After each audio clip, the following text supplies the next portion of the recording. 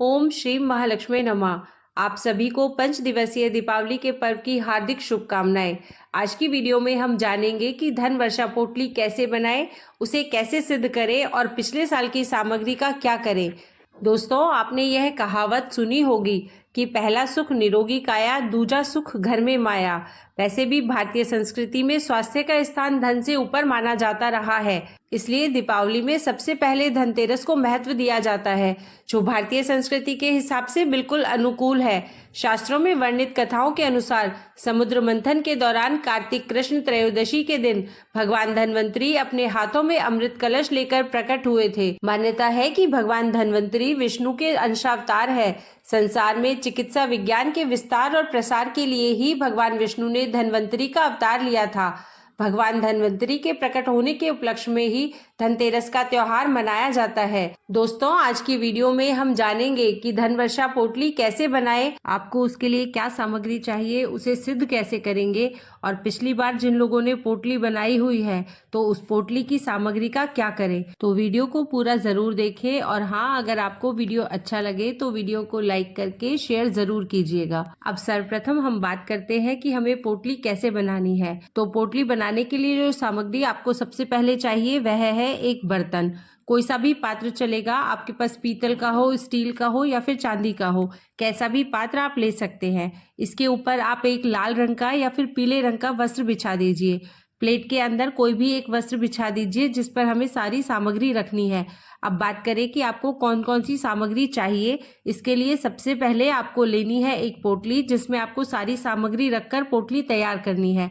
Market में बनी बनाई पोटली भी बहुत आसानी से मिल जाती है, जिसमें डोरी लगी हुई रहती है। आप उस डोरी को खींचकर इसे बंद कर सकते हैं। अगर आपको पोटली नहीं मिलती है तो आप लाल रंग का एक कपड़ा ले सकते हैं, जैसे माता की चुनरी होती है। माता की चुनरी अगर आपके पास हो तो आप उसका प्रयोग भी कर सकते हैं। इसमें भी पोटली की जो सामग्री है उसे रखकर और बांधकर आप इसे अपने धन रखने के स्थान पर रख सकते हैं। अब आइए जानते हैं पोटली में रखी जाने वाली सामग्रियों के बारे में। साबुत हल्दी। साबुत हल्दी की 2 गांठें जरूर होनी चाहिए। साबुत हल्दी बहुत जरूरी होती है तथा यह बहुत ही शुभ मानी जाती है और माता महालक्ष्मी को अत्यंत प्रिय भी मानी जाती है। हल्दी की 2 गांठ ले लीजिए। दूसरी सामग्री होगी सुपारी। 2 सुपारी ले। इसके साथ ही तीसरी सामग्री आपको चाहिए एक चांदी का सिक्का, जिस पर लक्ष्मी और गणेश बने हुए हों। बस आपको इस चीज का ध्यान रखना है कि जिस सिक्के पर लक्ष्मी जी और गणेश जी बने हुए हैं वह बैठी हुई मुद्रा में हो। अगर आपके पास पुराना सिक्का है तो आप उसका भी प्रयोग कर सकते हैं। हर बार नया सिक्का लेने की आवश्यकता नहीं है। आपने अगर पिछली साल पोटली बनाई हुई है तो उस पोटली में जो सिक्का है आप उसका प्रयोग भी कर सकते हैं। अगली सामग्री है पीली कौड़ियाँ। आप पीली कौड़ियाँ पूजा की दुकान से ले सकते हैं। मान लीजिए आपको पीली कौड़ियाँ ना मिले तब आप सफेद कौड़ियाँ ले सकते हैं। सफेद कौड़ियाँ आसानी से बाजार में मिल जाती है। पीली कौड़ियाँ हो सकता है आपको ना भी मिल जाए तो बड़ी अच्छी बात है, नहीं तो आप सफेद कौड़ी ले लीजिए और उसको केसर से या हल्दी से एक पीला रंग कर सकते हैं। बस इस बात का ध्यान रखिए कि आपको 5 पीली कौड़ियाँ लेनी है। हमने 2 हल्दी ली है, 2 सुपारी, 5 पीली कौड़ियाँ, एक चांदी का सिक्का लिया है। अगर आपके पास चांदी का सिक्का ना हो तो आप 1 रुपए का सिक्का भी ले सकते हैं। अब हमें चाहिए गोमती चक्र। 5 गोमती चक्र मिल जाए तो बहुत अच्छी बात है। गोमती चक्र 5 ना मिले तो आप 2 गोमती चक्र का भी प्रयोग कर सकते हैं। यदि आपके पास कम सामग्री है तो चिंता की कोई बात नहीं है, इसको आप कम से कम सामग्री में भी बना सकते हैं। अगली सामग्री है कमल गट्टे। यह पूजन सामग्री की दुकान पर आसानी से मिल जाते हैं। 5 कमल गट्टे लेने हैं। हरी इलायची महालक्ष्मी को अत्यधिक प्रिय होती है। 2 हरी इलायची लेनी है। लौंग, आपको 2 लौंग की आवश्यकता होगी और ध्यान रखें कि आपको साबुत लौंग लेनी है। फूल वाला भाग होना चाहिए उस लौंग में। अक्षत, चावल, कोशिश करें कि सफेद अक्षत की बजाय हल्दी मिलाकर पीले अक्षत बनाएं या रोली में चावल को डुबाकर लाल अक्षत बना लें। ध्यान रहे कि चावल भी अखंडित होने चाहिए, यानी टूटे हुए दाने नहीं होने चाहिए। धनिया। धनतेरस पर पूजा में इस्तेमाल किया जाने वाला साबुत धनिया इस पोटली में भी प्रयोग होता है। चांदी का सिक्का जिस पर लक्ष्मी जी और गणेश जी की मूर्ति बनी हो या फिर केवल श्रीम लिखा हो, वह सिक्का भी आप पोटली में रख सकते हैं। और अगर चांदी का सिक्का भी ना हो तो आप 1 रुपए का सिक्का भी रख सकते हैं। अब इस पोटली में एक श्री यंत्र और कुबेर यंत्र और माँ लक्ष्मी के चरण रखेंगे। यह सभी सामग्री हमें पूजन सामग्री की दुकान पर आसानी से मिल जाएगी। और ध्यान रखें कि आपको साबुत लौंग लेनी है, फूल वाला भाग होना चाहिए उस लौंग में। अक्षत चावल कोशिश करें कि सफ़ेद अक्षत की बजाय हल्दी मिलाकर पीले अक्षत बनाएं या रोली में चावल को डुबाकर लाल अक्षत बना लें। ध्यान रहे कि चावल भी अखंडित होने चाहिए, यानी टूटे हुए दाने नहीं होने चाहिए। धनिया, धनतेरस पर पूजा में इस्तेमाल किया जाने वाला साबुत धनिया इस पोटली में भी प्रयोग होता है। चांदी का सिक्का जिस पर लक्ष्मी जी और गणेश जी की मूर्ति बनी हो या फिर केवल श्रीम लिखा हो, वह सिक्का भी आप पोटली में रख सकते हैं। और अगर चांदी का सिक्का भी ना हो तो आप 1 रुपए का सिक्का भी रख सकते हैं। अब हमको किसी तरह का फूल चाहिए। कमल का फूल सबसे अच्छा होता है, लेकिन यदि उपलब्ध ना हो तो गुलाब के फूल का भी प्रयोग कर सकते हैं। अब जब आपके पास सारी सामग्री है तो सबसे पहले इन सामग्रियों को एकत्र करें और माँ लक्ष्मी के मंत्रों का जाप करते हुए उन्हें अभिमंत्रित करें। अभिमंत्रित करना बहुत महत्वपूर्ण होता है, क्योंकि इससे माँ लक्ष्मी की विशेष कृपा प्राप्त होती है। पोटली बनाने के लिए इन सभी सामग्रियों को एक साफ कपड़े में रखें। ध्यान रखें कि चावल यानी अक्षत जो आप प्रयोग कर रहे हैं वे ज़्यादा मात्रा में ना हो, केवल 21 दाने ही पर्याप्त होते हैं। बहुत से लोगों के मन में यह प्रश्न आता है कि पोटली में रखे चावल में कीड़े लग सकते हैं, तो इसका उत्तर यह है कि यदि आप अखंड चावल का प्रयोग कर रहे हैं तो उसमें कीड़े नहीं लगते। अगली बार जब आप अपनी पोटली खोलेंगे तो वह साफ और सुरक्षित ही मिलेंगे। कमल के पुष्प का प्रयोग पोटली में विशेष महत्व रखता है। सबसे पहले माँ लक्ष्मी और भगवान गणेश जी की मूर्ति या तस्वीर के सामने सभी सामग्रियों को इकट्ठा कर ले। इसके बाद आप शुद्ध जल ले और चम्मच और पुष्प की सहायता से सभी सामग्री पर जल के छींटे दे। अगर आप चाहें तो गोमती चक्र और कौड़ियों को पंचामृत या शुद्ध जल से अभिषेक कर सकते हैं। ध्यान रखें कि अभिषेक करने के बाद उन्हें अच्छे से सुखाना आवश्यक है, अन्यथा केवल जल के छिड़काव से आप उसे शुद्ध कर सकते हैं। शुद्धिकरण के बाद सभी सामग्री पर हल्दी और अक्षत अर्पित करें। इसके बाद रोली से सभी सामग्रियों पर तिलक लगाएं। पंचोपचार विधि से माँ लक्ष्मी और भगवान गणेश की पूजा करें। इसमें धूप, दीप, अक्षत और पुष्प अर्पित करना शामिल होता है।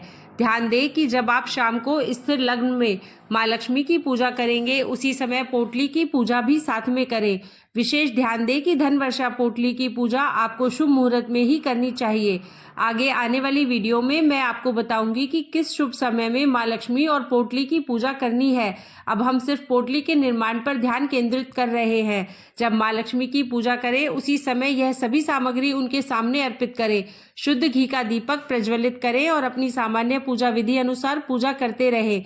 अब माता लक्ष्मी की पूजा के दौरान आप सभी सामग्रियों का अभिमंत्रित करेंगे। इस प्रक्रिया में माता लक्ष्मी के मंत्र का जाप अत्यंत आवश्यक है। आप इस मंत्र का जाप कर सकते हैं। ओम श्रीम ह्रीम श्रीम कमले कमलालये प्रसीद प्रसीद ओम श्रीम ह्रीम श्रीम महालक्ष्मी नमः। यह महालक्ष्मी मंत्र है। इस मंत्र का जाप करने से माता लक्ष्मी की कृपा मिलती है और घर में धन समृद्धि आती है। कहा जाता है कि इस मंत्र के जाप से जीवन की सभी बाधाएं दूर होती है और सौभाग्य आता है।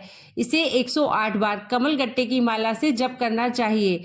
अगर यह मंत्र आपको कठिन लगता है तो आप देवी लक्ष्मी जी के बीज मंत्र का भी जाप कर सकते हैं। बीज मंत्र है श्रीम, और या फिर आप ओम श्रीम महालक्ष्मी नमः मंत्र का भी जाप कर सकते हैं। मंत्र जप के बाद यह सभी सामग्री रात्रि भर माता लक्ष्मी के समक्ष रख दीजिए। अखंड दीपक जलाकर पूरी रात्रि माता लक्ष्मी की पूजा होती है, जिसमें सभी सामग्रियों को अभिमंत्रित किया जाता है। इस पोटली को आप अपनी तिजोरी, धन स्थान या पूजा स्थल पर रखें। सुबह पूजा करने के बाद सबसे पहले पुष्प पोटली में रखें, क्योंकि हम माता लक्ष्मी को आसन देते हैं तो पुष्प सर्वप्रथम रखा जाता है। अगर कमल का पुष्प है तो एक ही पर्याप्त होगा, लेकिन अगर गुलाब का पुष्प है तो कम से कम 2 पुष्प अवश्य रखें। इसके बाद एक एक करके सभी अन्य सामान को पोटली में डालें। चांदी का सिक्का पोटली में अवश्य रखिए, क्योंकि माता लक्ष्मी उसमें विराजित मानी जाती है। हल्दी की गांठ, सुपारी, लौंग, इलायची, कौड़ी, श्री यंत्र, कुबेर यंत्र, कमल गट्टे और गोमती चक्र को भी क्रमवार पोटली में रखें। अंत में एक और पुष्प या कुछ गुलाब की पंखुड़ियां ऊपर से रखें। पोटली को हल्के से बंद कर दे। ध्यान रखें कि पोटली को अधिक कसकर बंद नहीं करना है, बस इतना कि सामग्री बाहर ना गिरे। पोटली तैयार करने के बाद इसे माता लक्ष्मी के सामने लेकर प्रार्थना करें। उनसे प्रार्थना करें कि वे आपके घर में स्थायी रूप से निवास करें और आपको और आपके परिवार को सुख, समृद्धि और सौभाग्य प्रदान करें। प्रार्थना करने के बाद पोटली को अपने मंदिर या पूजा स्थल से उठाकर अपने तिजोरी या लॉकर के पास ले जाएं। इस दौरान ध्यान रखें कि आपकी पीठ माता लक्ष्मी की ओर ना हो, आपका मुख पूजा स्थल की ओर ही रहे और आप धीरे धीरे चलते हुए तिजोरी तक जाएं। अब पोटली को तिजोरी में स्थापित कर दें। पोटली को रखने से पहले तिजोरी में एक नोट या कुछ पैसे रखें। आप 1 रुपया या उससे ज़्यादा भी रख सकते हैं और उसके ऊपर पोटली को विराजित करें। ध्यान रखें कि यह पैसा आप अगली दिवाली तक नहीं उठाएंगे, चाहे कैसी भी विषम परिस्थिति हो। यह पोटली और इसके नीचे रखे गए पैसे पूरे वर्ष तक तिजोरी में रखे रहेंगे। पोटली को बार बार ना खोलें, इसे तभी खोलें जब अगली दिवाली आए। आप प्रतिदिन इस पोटली को धूप और दीप दिखा सकते हैं या कम से कम अमावस्या और पूर्णिमा पर तिजोरी खोलकर माता लक्ष्मी की विशेष पूजा करें। ध्यान रखें कि पोटली को अधिक हिलाना डुलाना नहीं चाहिए। इसे एक स्थान पर स्थिर रखिए क्योंकि यह पोटली अत्यंत लाभकारी मानी जाती है। जब आप इसे तिजोरी में रखते हैं तो यह माता लक्ष्मी का आवाहन करती है और आपके घर में धन की वृद्धि होती है। 1 वर्ष तक इस पोटली को रखने के बाद आप यह देख सकते हैं कि आपकी आमदनी में कितना परिवर्तन आया। आप अपनी कमाई का हिसाब नोट करें और अगले वर्ष इसका विश्लेषण करें। अगर आप चाहें तो इस पोटली में दक्षिणावर्ती शंख और एकाक्षी नारियल भी रख सकते हैं। यह पूरी तरह से आपकी इच्छा पर निर्भर करता है, लेकिन जो सामग्री हमने बताई है वह बहुत ही साधारण है और आसानी से मिल जाती है, जिसे कोई भी व्यक्ति प्रयोग कर सकता है। यह सभी सामग्रियां माता लक्ष्मी को अत्यंत प्रिय है, इसलिए इनका प्रयोग करने से देवी लक्ष्मी का वास आपके घर में होगा, यह निश्चित है। अब बात करते हैं कि अगर हमारे पास पूरी सामग्री उपलब्ध नहीं हो पाती है तो क्या करें। मान लीजिए आपके पास कौड़ी मिल गई है लेकिन गोमती चक्र नहीं मिला, या कमल गट्टे मिल गए लेकिन कहीं कमल का फूल नहीं मिला, तो घबराने की जरूरत नहीं है, क्योंकि जो सामग्री आपके पास उपलब्ध है आप उसी का उपयोग कर सकते हैं।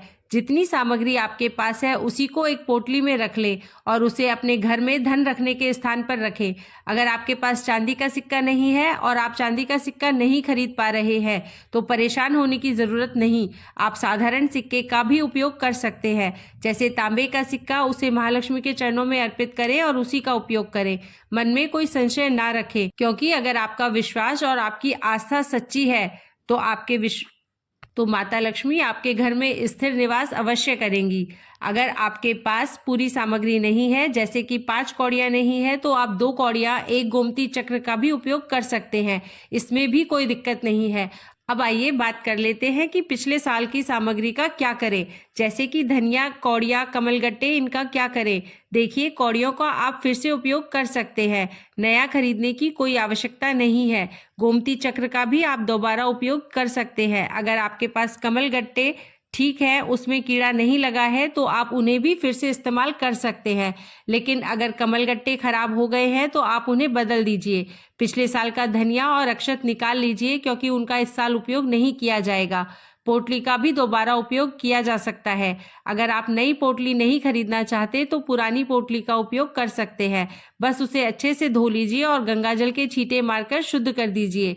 फिर उसे महालक्ष्मी के सामने अर्पित कर दीजिए और दोबारा उसी सामग्री का उपयोग कर सकते हैं। ध्यान रखें कि पुष्प और धनिया नया होना चाहिए। कमलगट्टे और हल्दी को आप बदल सकते हैं, क्योंकि इनमें कीड़े लग सकते हैं। गोमती चक्र, कौड़ी और चांदी के सिक्के वही उपयोग किए जा सकते हैं, क्योंकि यह खराब नहीं होते। धन वर्षा पोटली जरूर बनाएं, चाहे आपके पास और अगर आपके पास सारी सामग्री नहीं है तो आप नई सामग्री इस्तेमाल करें, लेकिन आप पुरानी सामग्री को आप अपने घर में ही किसी गमले में मिट्टी के नीचे दबा दें, क्योंकि यह धन वर्षा पोटली की सामग्री है। आप इसे बाहर विसर्जित नहीं कर सकते, क्योंकि इसकी हमें हमारे घर में ही आवश्यकता होती है। इसलिए आप इसे अपने घर में किसी मिट्टी के गमले में दबा दें। धन वर्षा पोटली आप ज़रूर बनाएं, आपके पास चाहे जितनी भी सामग्री हो। अगर आपके पास सारी सामग्री नहीं है तो केवल धनिये से भी आप पोटली बना सकते हैं। यह पोटली अत्यंत चमत्कारी होती है और इसका लाभ वही समझ सकता है जो इसका उपयोग करता है। अगर आपको पोटली नहीं मिलती तो आप साधारण कपड़े का उपयोग करके भी बना सकते हैं। आशा है कि आपको पोटली से संबंधित सारी जानकारी मिल गई होगी। बहुत से लोग मानते हैं कि हर साल नई मिट्टी की मूर्ति लेकर उसे पूजा के बाद विसर्जित करना आवश्यक है, परंतु ऐसा बिल्कुल भी जरूरी नहीं है। अगर आपके पास पहले से ही चांदी, पीतल, पंचधातु या अष्टधातु की मूर्ति है तो आप उसी मूर्ति का उपयोग कर सकते हैं। हर साल नई मूर्ति लेना और फिर उसे विसर्जित करना एक परंपरा हो सकती है, परंतु यह पूरी तरह से वैकल्पिक है। अगर आपके घर में यह परंपरा है कि हर साल आप नई मिट्टी की मूर्ति लेकर उसकी पूजा करें तो फिर आप ऐसा ही करें।